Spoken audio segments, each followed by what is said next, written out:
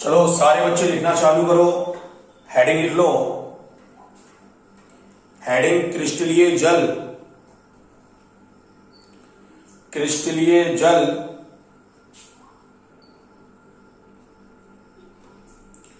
क्रिस्टलीय जल में लिखो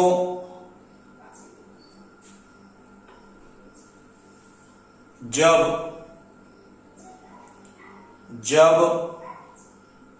मृदा में पाए जाने वाले लवण जब मृदा में पाए जाने वाले लवण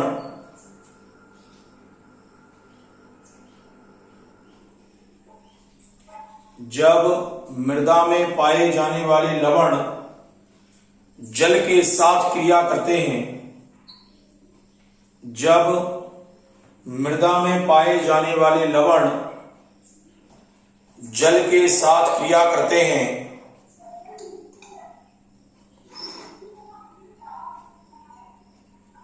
जल के साथ क्रिया करते हैं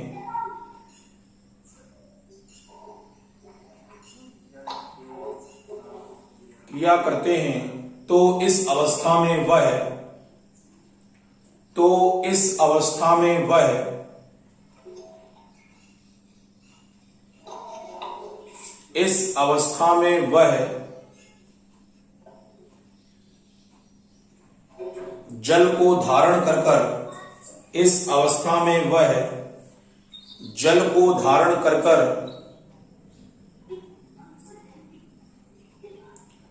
जल को धारण कर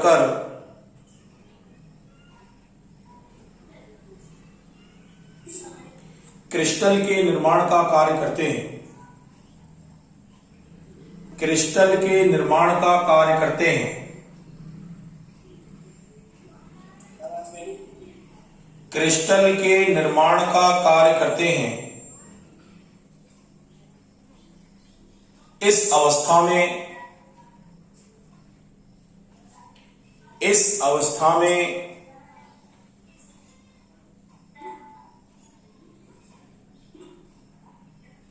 तत्वों के लवण के द्वारा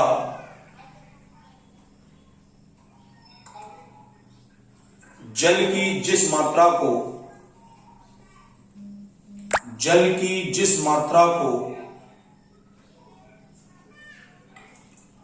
ग्रहण किया जाता है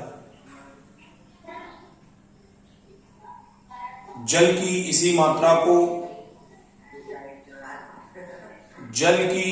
मात्रा को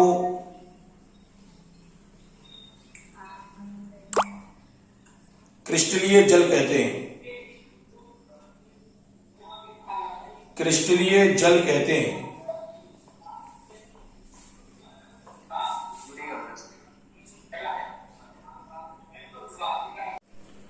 देखो, हम जल की जिस मात्रा के बारे में बात कर रहे हैं उसके बारे में देखना है, सब बोर्ड पे देखना है। यहां पे हम क्रिस्टलीय जल के बारे में बात कर रहे हैं। हमारा जो टॉपिक है वो क्रिस्टलीय जल है। होता क्या है कि मृदा के अंतर्गत जो पाई जाने वाली धातु होती हैं, मृदा में जो पाई जाने वाली धातुएं होती हैं, ये क्या करती हैं? मृदा में पाए जाने वाले जल के साथ क्रिया कर क्रिस्टल के निर्माण का कार्य करती हैं। किसके निर्माण का? क्रिस्टल के निर्माण का कार्य करती हैं। क्रिस्टलीय जल में आप लिख सकते हैं मृदा में पाई जाने वाली धातुएं जल के साथ क्रिया कर क्रिस्टल के निर्माण का कार्य करती हैं। जल की इसी मात्रा को हम क्रिस्टलीय जल के नाम से क्या करते हैं? जानते हैं। जैसे अगर हम एग्जाम्पल के बारे में बात करें तो एल्यूमिनियम का एक अयस्क होता है जिसको बॉक्साइट कहा जाता है। बॉक्साइट अयस्क जो होता है इसका सूत्र होता है Al2O3 इनटू में ट्वाइस H2O। ये जो पाया जाने वाला प्रमुख रूप से एल्यूमिनियम ऑक्साइड है या बॉक्साइट का ये जो अयस्क है, इसके साथ देखो ये जल का अणु जो है वह प्रमुख रूप से जुड़ने का कार्य कर रहा। अर्थात यहां पर क्या किया? एल्यूमिनियम ने जल के अणुओं के साथ प्रमुख रूप से क्रिया कर ली। एल्यूमिनियम ने जल के अणुओं के साथ प्रमुख रूप से क्रिया करने का कार्य कर लिया, तो यहां से जो जल की मात्रा है वह एल्यूमिनियम के द्वारा ग्रहण कर ली गई और एल्यूमिनियम ने अपने क्रिस्टल के निर्माण का कार्य कर लिया। तो ये जो जल की मात्रा होगी, पाए जाने वाली जल की वह मात्रा जो मृदा में उपस्थित धातु के द्वारा ग्रहण करके क्रिस्टल के निर्माण का कार्य किया जाता है, जल की इसी मात्रा को हम क्रिस्टलीय जल के नाम से क्या करते हैं, जानते हैं। एक और एग्जाम्पल समझा रहा हूं, एक और एग्जाम्पल देख लो सब लोग। फिटकरी का सूत्र होता है K2SO4 इंटू Al2SO4 का होल थ्राइस इंटू में 24H2O।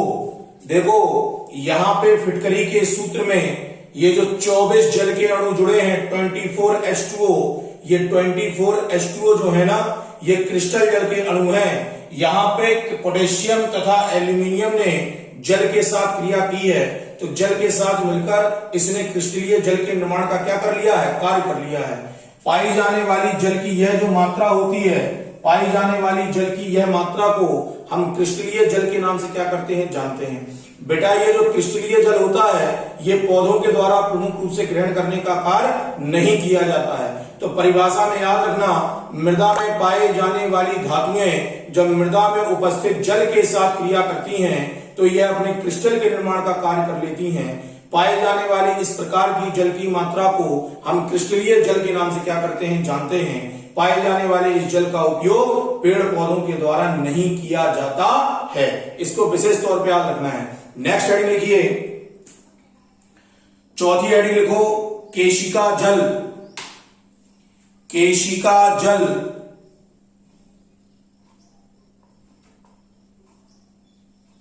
लिखना इसमें, यह जल की वह मात्रा होती है, यह जल की वह मात्रा होती है, यह जल की वह मात्रा होती है जो मृदा कणों के मध्य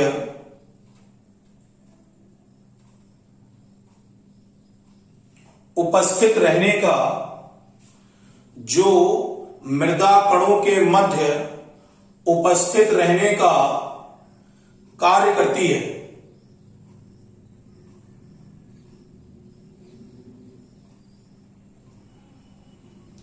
जल की इसी मात्रा को केशिका जल कहा जाता है।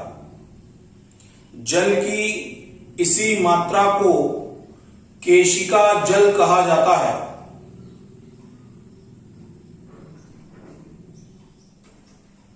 यह जल पौधों के द्वारा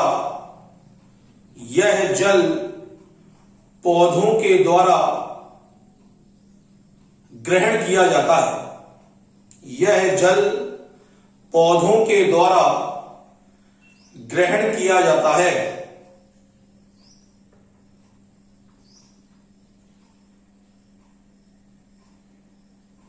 पौधों के द्वारा ग्रहण किया जाता है।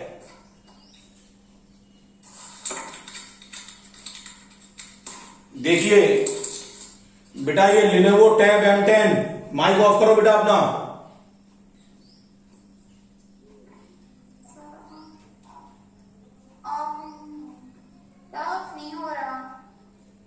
लिनोवो बेटा, ये अपनी आवाज बंद करोगे तो आवाज क्लियर आएगी, बंद करिए इसको।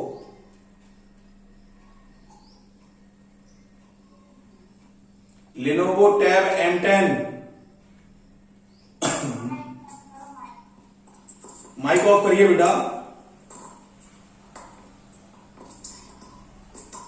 नीचे एक ऑप्शन दिया होगा बेटा, उस पर देखो आप ना।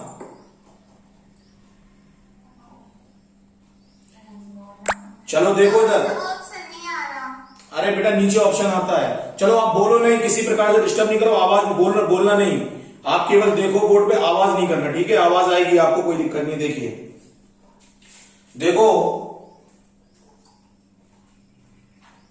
जो अब ये टॉपिक चल रहा है, इस टॉपिक में हम केशिका जल के बारे में बात कर रहे हैं। सुनना और समझना जरा, आप केशिका जल के बारे में बात कर रहे हैं। देखना भैया, हेडिंग है हमारी केशिका जल। केशिका जल, देखो जब केशिका जल के अंतर्गत हमें लिखना है तो केशिका जल के अंतर्गत आप लिखेंगे यह मृदा कणों के मध्य में, यह मृदा कणों के मध्य में, यह मृदा कणों के मध्य में पाई जाने वाली जल की वह मात्रा होती है। यह मृदा कणों के मध्य में पाई जाने वाली जल की वह मात्रा होती है जो प्रमुख रूप से पौधों के द्वारा ग्रहण की जाती है। पाई जाने वाली जल की इस मात्रा को हम केशिका जल के नाम से क्या करते हैं, जानते हैं। याद रखना, केशिका जल के अंतर्गत आपने लिखा यह जल की वह मात्रा होती है जो मृदा कणों के मध्य उपस्थित रहने का कार्य करती है।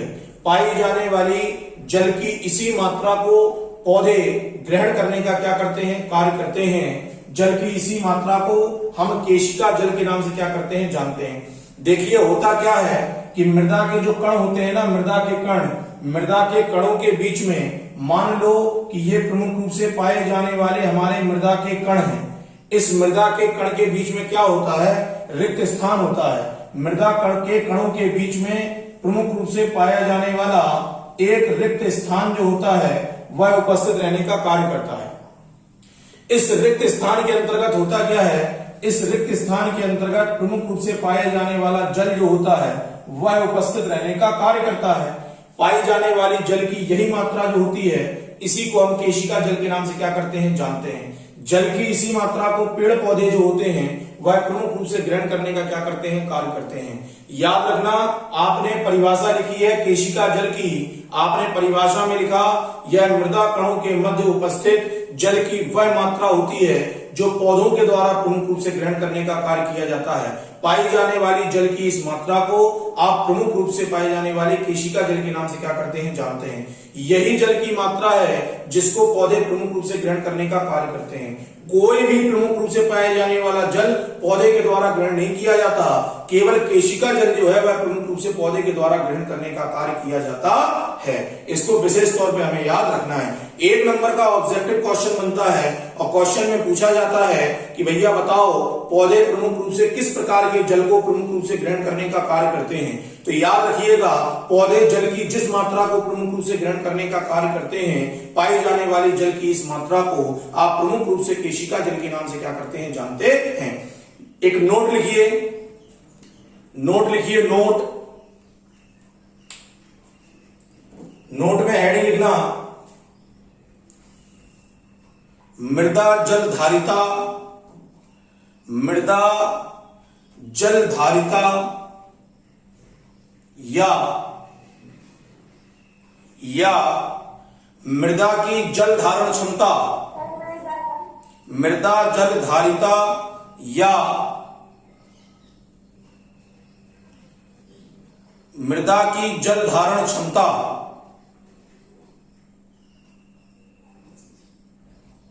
लिखिए इसमें गुरुत्वीय जल के अतिरिक्त, गुरुत्वीय जल के अतिरिक्त, गुरुत्वीय जल के अतिरिक्त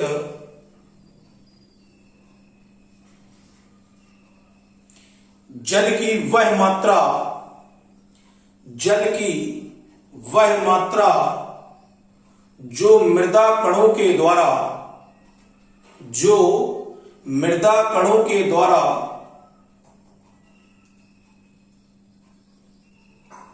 ग्रहण की जाती है, ग्रहण की जाती है, जल की इस मात्रा को, जल की इस मात्रा को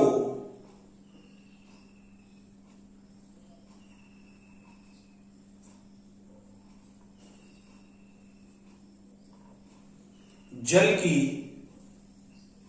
इस मात्रा को मृदा जल धारिता, मृदा जल धारिता कहा जाता है।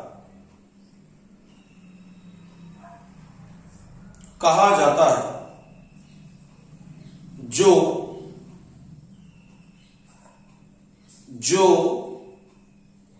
मृदा का एक गुण है,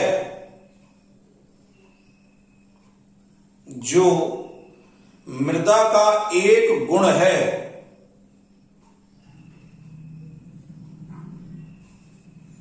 चलो नोट पे देख लो, सुन लो, समझ लो बड़े ध्यान से।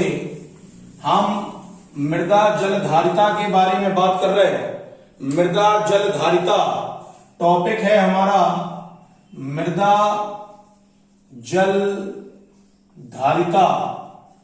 सुन लो, समझना ये क्या है। परिभाषा में आपने लिखा है गुरुत्वीय जल के अतिरिक्त।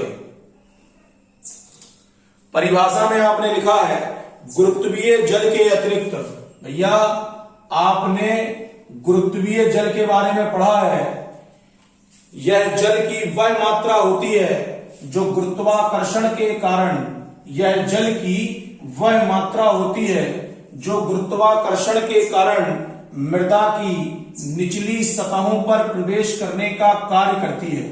जल की वह मात्रा जो गुरुत्वाकर्षण के कारण मृदा की निचली सतहों में प्रवेश करने का कार्य करती है।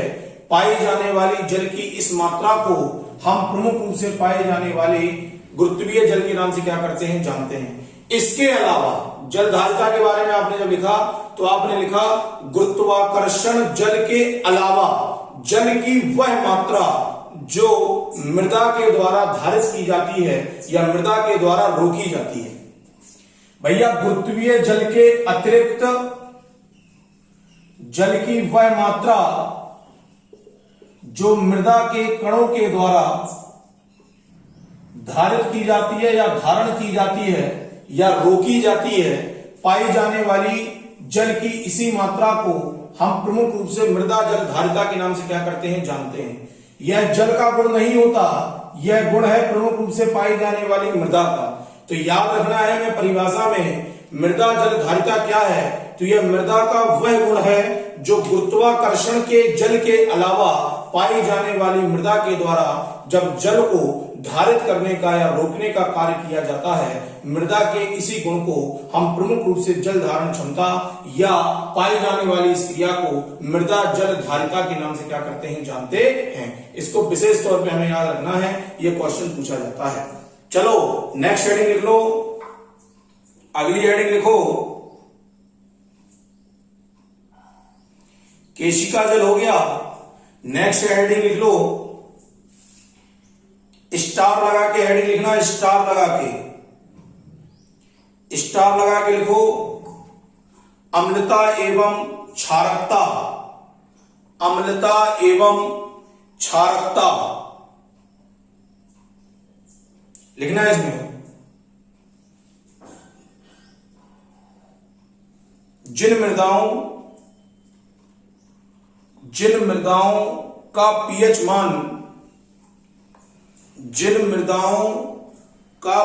मान 7 से कम होता है, जिन मृदाओं का पीएच मान 7 से कम होता है, इस प्रकार की मृदाएं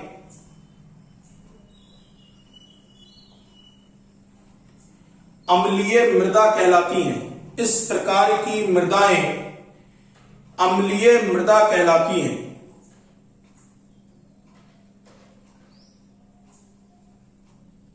इसके विपरीत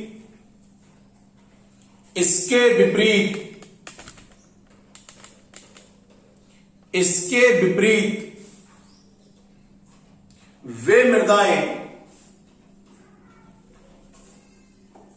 जिनका पीएच मान 7 से अधिक होता है,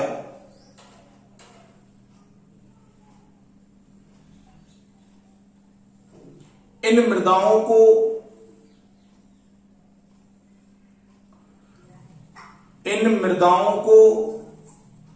क्षारीय मृदा कहा जाता है।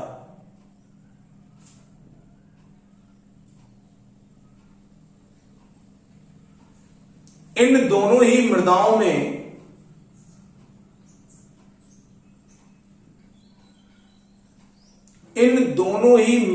में पेड़ पौधे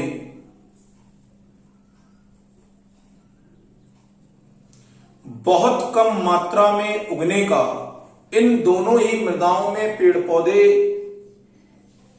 बहुत कम मात्रा में उगने का कार्य करते हैं।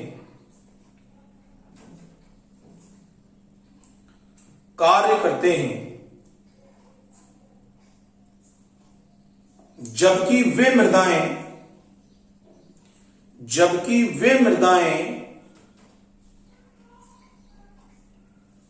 जिनका पीएच मान 7 होता है,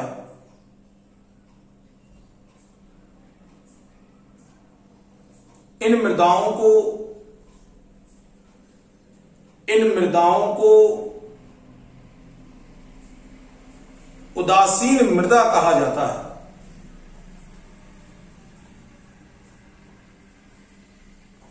उदासीन मृदा कहा जाता है।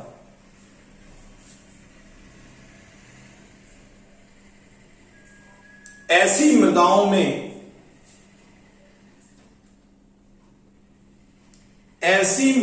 में पेड़ पौधे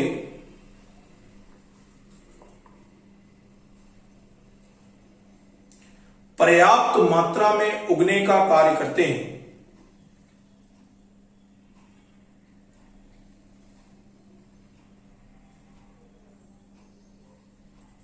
पर्याप्त मात्रा में उगने का कार्य करते हैं।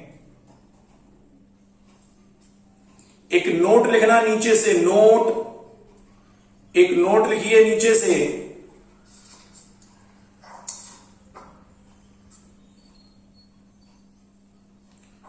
पौधों के लिए वे मृदाएं सबसे अच्छी मानी जाती हैं। वे मृदाएं सबसे अच्छी मानी जाती हैं जिनका पीएच मान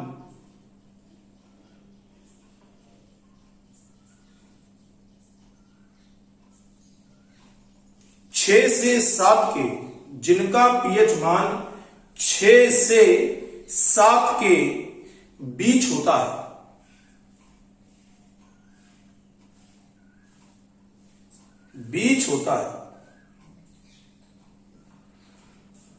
चलो देखना बोर्ड पे, यहां देखो सब, हम मृदा में अम्लीयता एवं क्षारीयता के बारे में पढ़ रहे हैं। तो भैया मृदा में अम्लीय मृदा किसे कहेंगे, क्षारीय मृदा किसे कहेंगे, और कौन सी मृदा पौधों के लिए सबसे उपयुक्त मानी जाएगी, ये क्वेश्चन है 3 इसमें। अम्लीय मृदा उन्हें कहेंगे जिनका पीएच मान, वे मृदाएं जिनका पीएच मान 7 से कम होता है। वे मृदाएं जिनका पीएच मान 7 से कम होता है, इन मृदाओं को अम्लीय मृदा के नाम से जाना जाता है। क्षारीय मृदा में आ जाओ, वे मृदाएं जिनका पीएच मान 7 से अधिक होता है, ऐसी मृदाओं को क्षारीय मृदा के नाम से हम क्या करेंगे, जानेंगे। याद रखना, वे मृदाएं जिनका पीएच मान 7 से कम, उन्हें अम्लीय मृदा कहेंगे, और वे मृदाएं जिनका पीएच मान 7 से ज्यादा, उन्हें क्षारीय मृदा के नाम से जानेंगे। ये दोनों ही मृदाएं पौधे के लिए उपयुक्त नहीं होती, मतलब इसमें पौधे पर्याप्त मात्रा में उगने का कार्य नहीं करते। अब कितने पीएच मान पर प्रमुख रूप से पौधे उगने का कार्य करेंगे, तो उन पौधे जो है उन मृदाओं में उगने का कार्य करेंगे जिनका पीएच मान, पौधे जो है उन मृदाओं में उगने का कार्य करेंगे जिनका पीएच मान, जिन मृदाओं का पीएच मान 6 से 7 के बीच होता है, जिन मृदाओं का पीएच मान 6 से 7 के बीच होता है, पाए जाने वाले ऐसे पीएच मान वाली मृदाओं में पौधे पर्याप्त मात्रा में उगने का क्या करते हैं, कार्य करते हैं। तो क्वेश्चन पूछा जाता है कि भैया ऑब्जेक्टिव में आता है, पूछा जाएगा आपसे किस पीएच मान पर मृदा में पौधे उगने का कार्य करते हैं, या वे कौन सी मृदाएं हैं जिनमें पौधे पर्याप्त मात्रा में उगने का कार्य करते हैं, अच्छी मात्रा में उगने का कार्य करते हैं। तो याद रखना, पौधे जिन मृदाओं में उगने का कार्य करते हैं उनका पीएच मान 6 से 7 के बीच में होना चाहिए। अगर मृदा का पीएच मान 6 से 7 के बीच में है तो ऐसी मृदाओं में पेड़ पौधे जो हैं वह पर्याप्त मात्रा में प्रमुख रूप से उगने का क्या करते हैं, कार्य करते हैं। क्लियर हो गया सबको? सभी को क्लियर हो गया? सबको क्लियर है? क्लियर हुआ? क्लियर हुआ? पीएच मान मापने के लिए पीएच स्केल होता है। उस पीएच स्केल के द्वारा प्रमुख रूप से मृदा का पीएच मान माप लिया जाता है कि मृदा अम्लीय है कि क्षारीय है कि उदासीन है। उसके आधार पर हम कर लेते हैं, वो तो लैब के अकॉर्डिंग होने वाली क्रिया है। लैब में हम इसके बारे में प्रमुख रूप से पता कर लेते हैं। मृदा का एक सैंपल लेके जाते हैं मृदा का, और मृदा का सैंपल ले जाने के बाद लैब में जब इसका टेस्ट करते हैं तो हमें ये पता चल जाता है कि इसका पीएच मान कितना होगा। अगर अम्लीय मृदा है तो उसको सुधार करते हैं, क्षारीय मृदा है तो उसका सुधार करते हैं।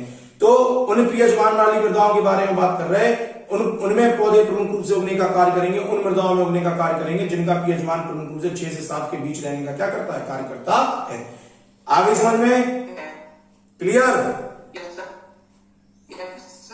चलिए आगे बढ़ जाइए। नेक्स्ट हेडिंग लिखो, स्टार लगा के ही हेडिंग लिखना, स्टार लगा के हेडिंग लिखना। जल के आधार पर, जल के आधार पर पौधों का वर्गीकरण, जल के आधार पर पौधों का वर्गीकरण लिखना। इसमें जल के आधार पर पौधों को,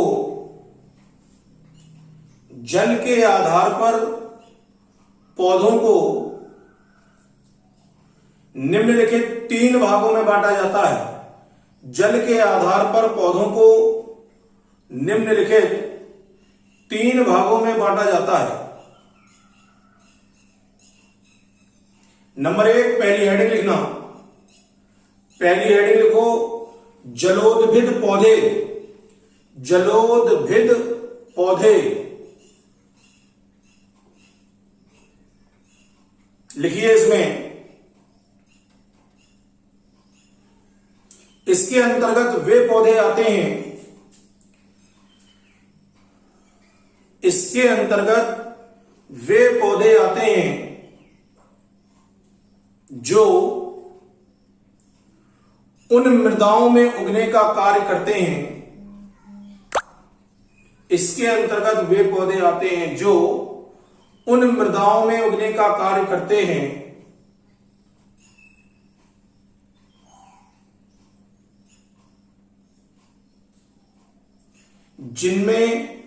जिनमें अधिक मात्रा में जल पाया जाता है, जिनमें अधिक मात्रा में जल पाया जाता है।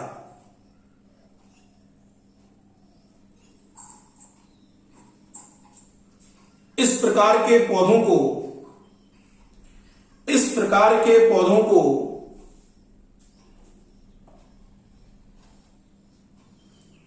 जलोद्भिद पौधे कहते हैं। इस प्रकार के पौधों को जलोद्भिद पौधे कहते हैं। जैसे जैसे कमल,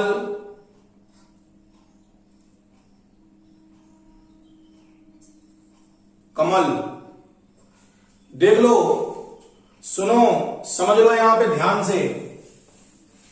आप जिस टॉपिक के बारे में बात कर रहे हैं, आपको मृदा के आधार पर, मृदा में उपस्थित जल के आधार पर पौधों का वर्गीकरण करना है। मृदा में उपस्थित जल के आधार पर पौधों का वर्गीकरण करना है।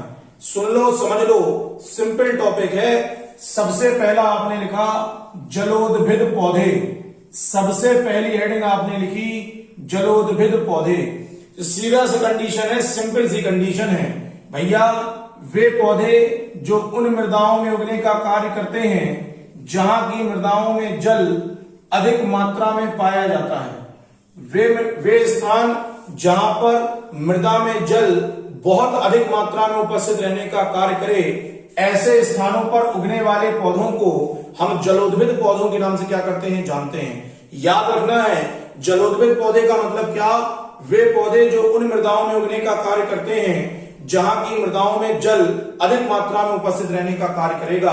पाए जाने वाली जल की इस मात्रा को हम प्रमुख रूप से इस प्रकार के पाए जाने वाले पौधों को हम जलोद्भिद पौधों के नाम से क्या करते हैं, जानते हैं। आगे बात समझ में।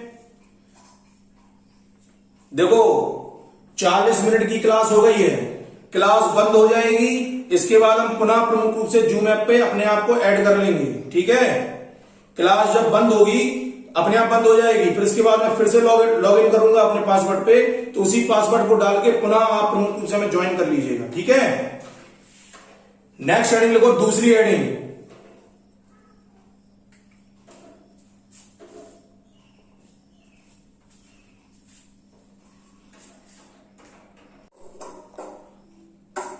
ये माइक बंद करो बेटा, माइक बंद करो, नहीं तो खटखट बंद करो। ये कौन है? चलिए देखो, हम जलोद्भिद पौधों के बारे में बात कर रहे थे। हमारा टॉपिक जो था वो जलोद्भिद पौधों का था। हमने जलोद्भिद पौधों के बारे में आपको बताया कि इसके अंतर्गत वे पौधे आते हैं जो उन स्थानों पर उगने का कार्य करते हैं जहां की मृदा में जल अधिक मात्रा में क्या होता है, पाया जाता है।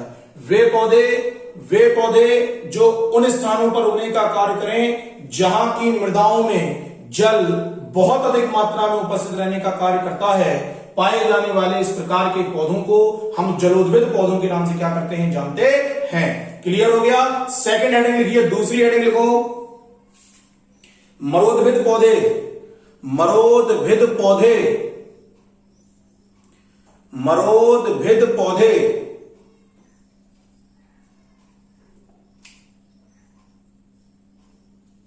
लिखिए, इसमें मरोद्भिद पौधे में लिखिए, इसके अंतर्गत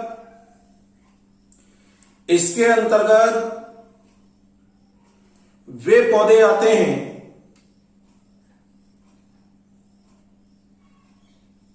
जो उन स्थानों पर उगने का कार्य करते हैं, जो उन स्थानों पर उगने का कार्य करते हैं जहां की मृदाओं में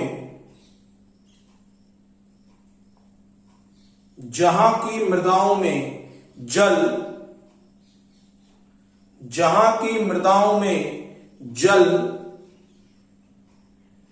बहुत कम मात्रा में उपस्थित होता है, जल बहुत कम मात्रा में उपस्थित रहता है।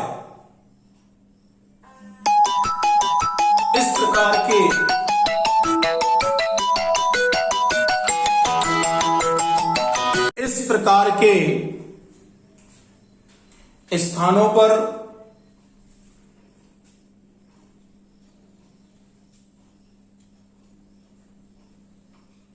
उगने वाले पौधों को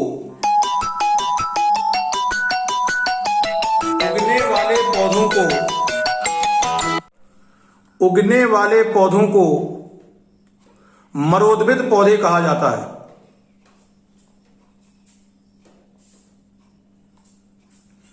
उगने वाले पौधों को मरोद्भिद पौधे कहा जाता है। उदाहरण लिखना इसका, उदाहरण लिखिए इसका,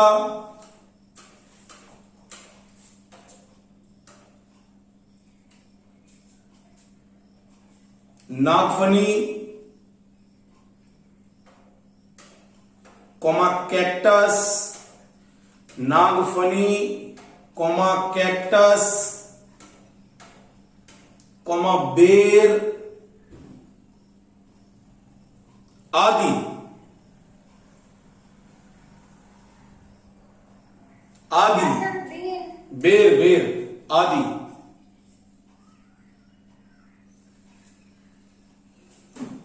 चलो देखो बोर्ड पे देखना, समझना जरा टॉपिक के बारे में। हम आपसे जिस टॉपिक में बात कर रहे हैं उस टॉपिक का नाम है मरोदभिद पौधे। देख लो, समझो। आपने लिखा मरोदभिद पौधे, मरोदभिद पौधे। मरोदभिद पौधे किन्हें कहेंगे भैया? याद रखना है विशेष तौर पे भैया, वे पौधे जो उन स्थानों पर उगने का कार्य करते हैं जहां की पाई जाने वाली मृदा में जल, वे पौधे जो उन स्थानों पर उगने का कार्य करें जहां की मृदाओं में जल बहुत कम मात्रा में उपस्थित रहने का कार्य करता है, इस प्रकार के पाए जाने वाले पौधों को हम मरोदभिद पौधों के नाम से क्या करते हैं? जानते हैं। याद रखना, मरोदभिद पौधों के अंतर्गत आपने लिखा, इसके अंतर्गत वे पौधे आते हैं जो उन स्थानों पर उगने का कार्य करते हैं जहां की पाई जाने वाली मृदाओं में जल बहुत कम मात्रा में उपस्थित रहने का कार्य करेगा। पाए जाने वाले इस प्रकार के पौधों को हम मरोदभिद पौधों के नाम से क्या करते हैं? जानते हैं। नेक्स्ट हेडिंग लिखिए, तीसरी हेडिंग लिखो, समोदभिद पौधे। समोदभिद पौधे, समोदभिद पौधे लिखना। इसके अंतर्गत वे पौधे आते हैं, इसके अंतर्गत वे पौधे आते हैं, इसके अंतर्गत वे पौधे आते हैं जो उन स्थानों पर उगने का कार्य करते हैं, जो उन स्थानों पर उगने का कार्य करते हैं जहां की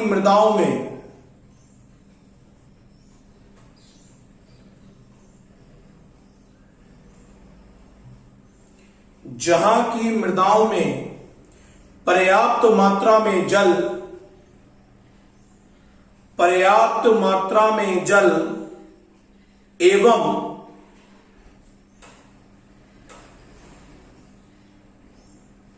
वायु उपस्थित रहने का कार्य करती है, वायु उपस्थित रहने का कार्य करती है,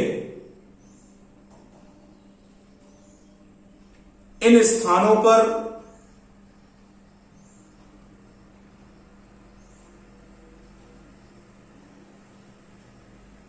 उगने वाले पौधों को, इन स्थानों पर उगने वाले पौधों को समोदभिद पौधे कहा जाता है।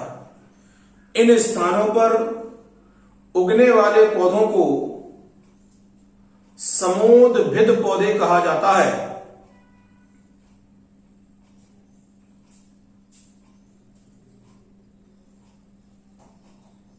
जैसे जैसे आम, नीम, पीपल, आम, नीम, पीपल आदि।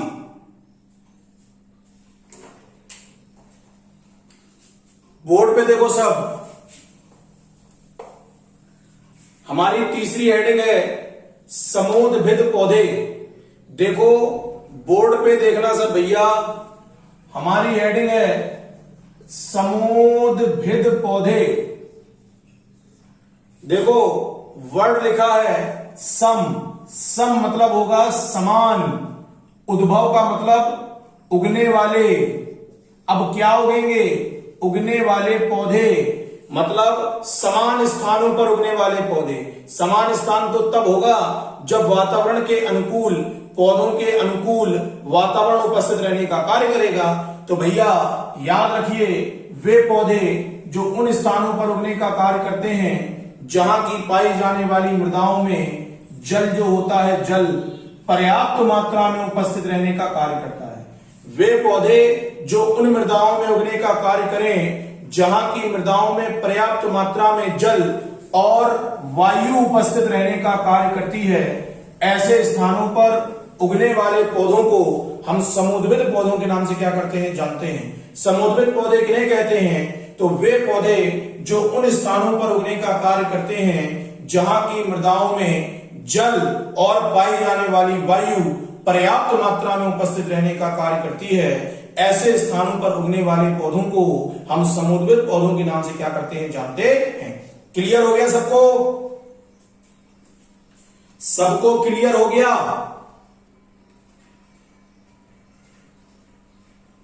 राणा सलोनी क्लियर? चलिए ओके, चलिए नेक्स्ट हेडिंग लिखिए जल्दी से। अगली हेडिंग लिखना, देखो बेटा जरा मिला लेना कॉपी के पेज को पलटकर। आप मृदा के घटक पढ़ रहे थे। मृदा के घटक में पहली हेडिंग आपने लिखी थी खनिज पदार्थ, दूसरी हेडिंग लिखी थी कार्बनिक पदार्थ, तीसरी हेडिंग लिखी थी मृदा जल।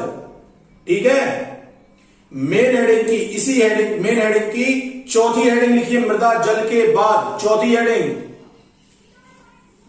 लिखिए मृदा वायु। मृदा वायु लिखना है इसमें।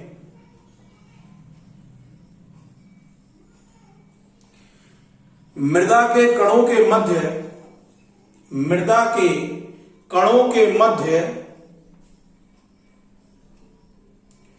पाए जाने वाले रिक्त स्थान में, मृदा के कणों के मध्य पाए जाने वाले रिक्त स्थान में वायु की जो मात्रा उपस्थित होती है, वायु की जो मात्रा उपस्थित होती है उसे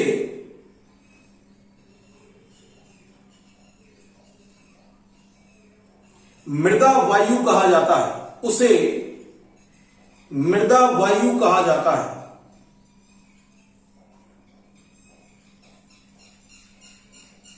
मृदा वायु कहा जाता है ऐसी मृदाएं जिनमें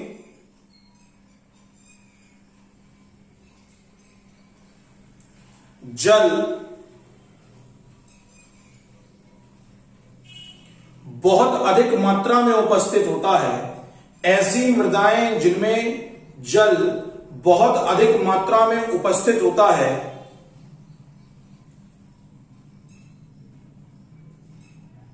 ऐसी मृदाओं को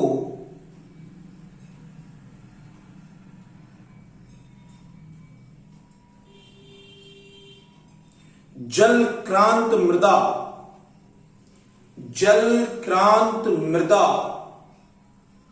कहा जाता है।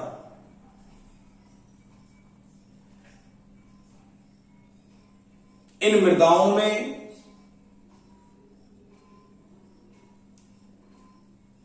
जल की अधिक मात्रा होने के कारण,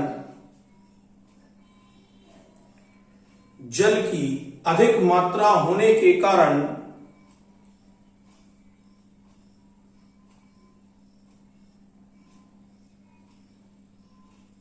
वायु वायु उपस्थित नहीं होती। वायु उपस्थित नहीं होती, जिसके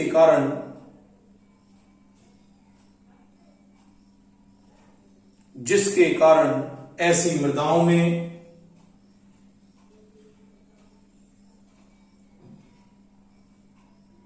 पौधे उगने का कार्य नहीं करते। पौधे उगने का कार्य नहीं करते।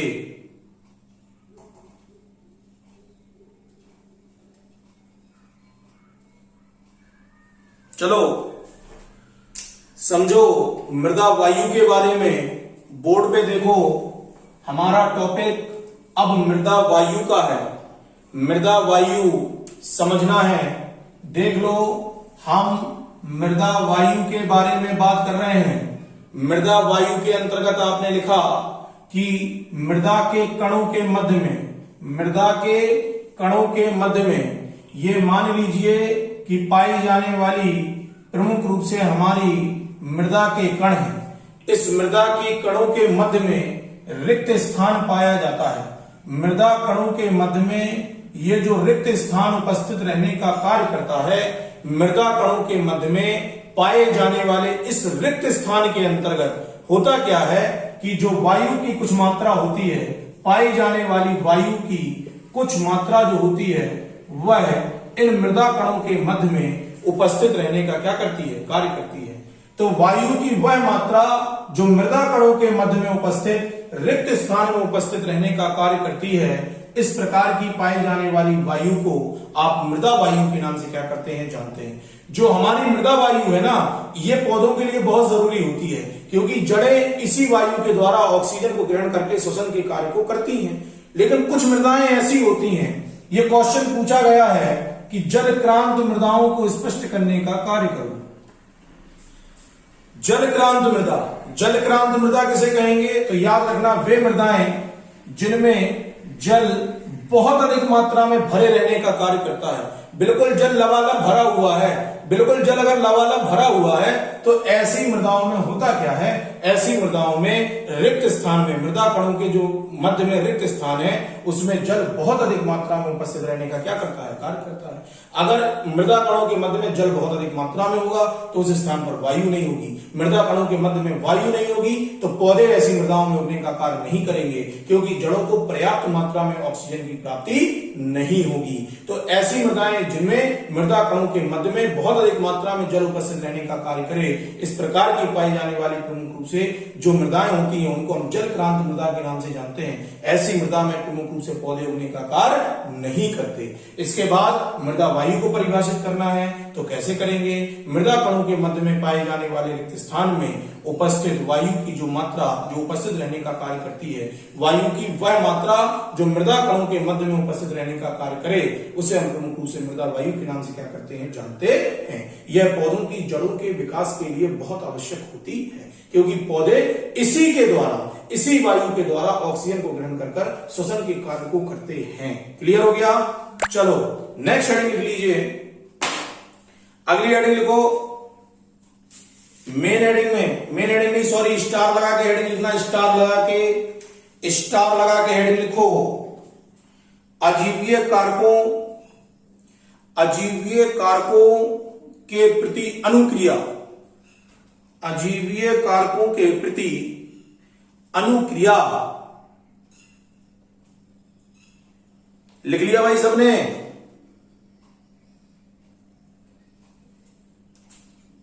लिख लिया कि नहीं लिखा? यस सर, लिख लिया। ठीक है। सर अजीवीय कारकों के प्रति अनुक्रिया,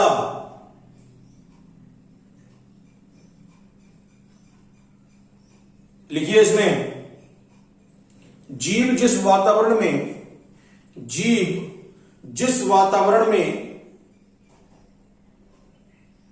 रहने का कार्य करता है, जीव जिस वातावरण में रहने का कार्य करता है,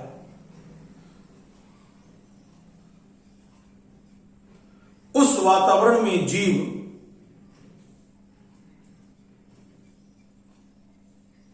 विभिन्न प्रकार की क्रियाओं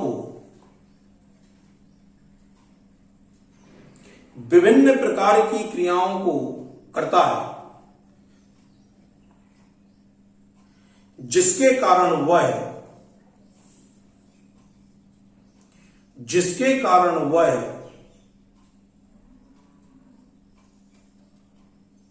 बाह्य वातावरण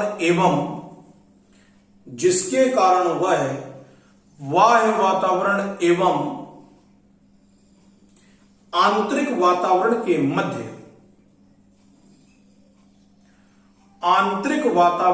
मध्य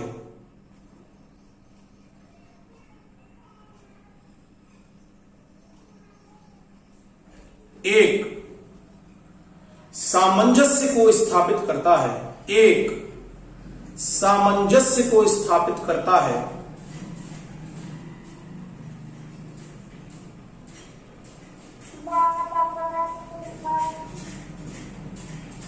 सामंजस्य को स्थापित करने का कार्य करता है। जीव के द्वारा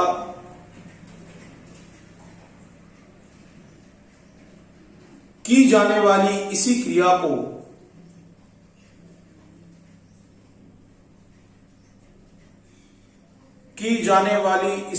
को समस्थापन की क्रिया कहा जाता है। समस्थापन की क्रिया कहा जाता है।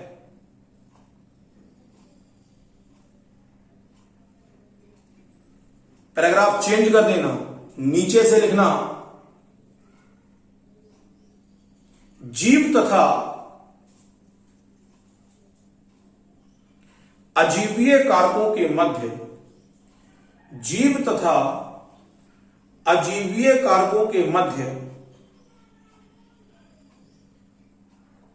होने वाली क्रियाओं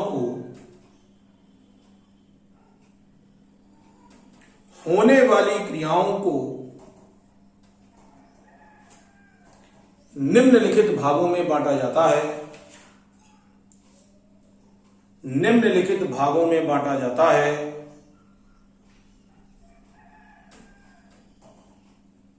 नंबर 1, पहली हेडिंग लिखना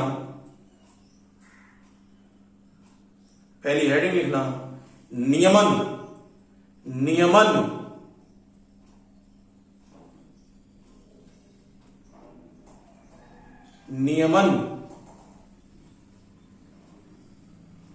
देखो परिभाषा समझ लो, एक परिभाषा पूछी जाती है, समस्थापन या होमियोस्टेसिस की क्रिया को स्पष्ट करिए। समस्थापन या होमियोस्टेसिस की क्रिया को स्पष्ट कीजिए।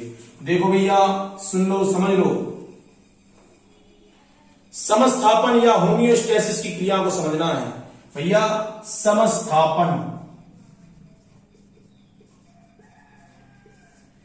समस्थापन की क्रिया क्या कहलाती है? तो भैया परिभाषा में याद रखना है, यह जीव के द्वारा होने वाली वह क्रिया है जिसके द्वारा जीव अपने शरीर में उपस्थित आंतरिक वातावरण को स्थिर बनाए रखने का कार्य करता है। जीव में होने वाली वह क्रिया जिसके द्वारा जीव अपने शरीर में उपस्थित आंतरिक वातावरण को स्थिर बनाए रखने का कार्य करता है। जीवों में होने वाली इसी क्रिया को समस्थापन की क्रिया के नाम से हम क्या करते हैं, जानते हैं। याद रखना, समस्थापन की क्रिया क्या है? तो यह जीव में होने वाली वह क्रिया है जिसके द्वारा जीव अपने आंतरिक वातावरण को स्थिर बनाए रखने का कार्य करता है। जीव के द्वारा होने वाली इसी क्रिया को हम समस्थापन की क्रिया के नाम से क्या करते हैं, जानते हैं। समस्थापन क्या है? तो जीव के द्वारा होने वाली वही क्रिया जिसके द्वारा जीव अपने आंतरिक वातावरण को स्थिर बनाए रखने का कार्य करता है। इस क्रिया को समस्थापन की क्रिया के नाम से क्या करते हैं, जानते हैं। जैसे उदाहरण के तौर पे याद रखो, मान लीजिए गर्मी चलती है, गर्मी का मौसम है, बहुत ज्यादा गर्मी लग रही है भैया, तो क्या करोगे? पंखा चालू कर लोगे, तो पंखे की हवा जो होगी वो तुम्हारे शरीर के ताप को एकदम स्थिर कर देगी। तो जीव ने क्रिया की, किसके लिए क्रिया की? शरीर के ताप को कम करने के लिए उसने पंखे को चलाने का कार्य किया। तो जीव के द्वारा होने वाली वह क्रिया जिसके द्वारा जीव अपने आंतरिक वातावरण को स्थिर बनाए रखने का क्या करता है, कार्य करता है। पाई जाने वाली जीव के द्वारा होने वाली इसी क्रिया को हम प्रमुख रूप से समस्थापन की क्रिया के नाम से क्या करते हैं, जानते हैं। क्लियर हो गया सबको? सब बच्चे अपना माइक खोल लो।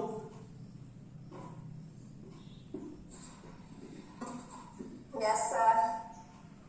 सारे बच्चों को क्लियर हो गया? संस्कृति क्लियर? राणा सलोनी क्लियर?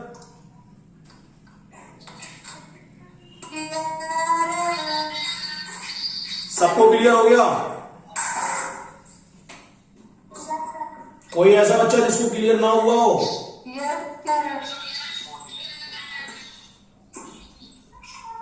सबने लिख लिया? सबने लिख लिया?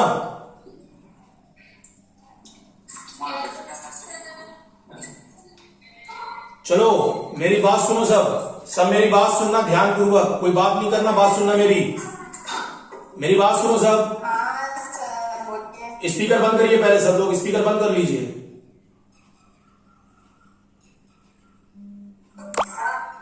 स्पीकर बंद कर लीजिए सब। देखिए मेरी बात सुनना, इस चैप्टर का मैंने वीडियो बना लिया है, अभी पढ़ाते हुए क्लास में वीडियो बना लिया है, तो मैं व्हाट्सएप पे आपको ये जो चैप्टर का जो वीडियो है वो मैं प्रोवाइड करा दूंगा। तो सारे बच्चे ये भी हैं, जितने भी बच्चों का कुछ अगर छूट गया है तो वीडियो को देख लें और उससे लिख लें। अगर कोई चीज समझ में नहीं आती है तो मुझे कमेंट कर देना, तो मैं उसके बारे में आपको जवाब दे दूंगा। वैसे मुझे नहीं लगता कि इतना कोई बहुत टिपिकल टॉपिक था कि समझ में नहीं आएगा। तो मैंने वीडियो बना लिया है, मैं अभी कुछ देर के बाद दोपहर के करीब में या शाम में आपके पास वीडियो डाल दूंगा, तो सारे भाई के जितने बच्चे वो वीडियो को देख लेंगे, ठीक है। अब एक चीज और सुन लीजिए, सारे बच्चे जितने भी है ना वो समय से आने का काम करेंगे, समय से ही आएंगे ताकि क्लास के बीच में डिस्टर्ब ना हो, और माइक को आते ही साथ ऑफ कर लेंगे। बीच में आप लोग आवाजें आती रहती हैं, घर पे पता नहीं क्या क्या होता रहता है, चाय बन रही है, नाश्ता बन रहा है, कहीं यहाँ की आवाज कहीं वहां की आवाज, तो इस प्रकार की कोई भी आवाज मेरे पास नहीं आनी चाहिए, ठीक है, क्योंकि वीडियो में डिस्टर्ब होता है, फिर गड़बड़ हो जाएगा सब, ठीक है। क्लियर है सबको?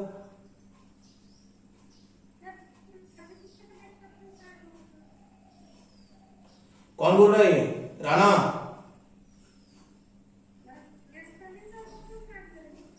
प्रवीण सर बेटा ऑनलाइन कहते हैं जूम ऐप पे नहीं पढ़ाएंगे, प्रवीण सर वीडियो बना के डालेंगे, क्योंकि उनके टॉपिक्स ऐसे हैं, सुनो, उनके टॉपिक्स ऐसे हैं कि वो टॉपिक मालूम है यहाँ पे अगर एलिब्रेट करने बैठेंगे तो बच्चों के डिस्टर्बेंस में वो फंस जाएंगे और पता चलेगा कि गड़बड़ हो जाएगा, कुछ टॉपिक कहीं से कहीं की ओर चला जाएगा। इसलिए वीडियो बना के वो डालेंगे, बहुत इजी रहेगा, वो आराम से हो जाएगा। हाँ बोलो बोलो।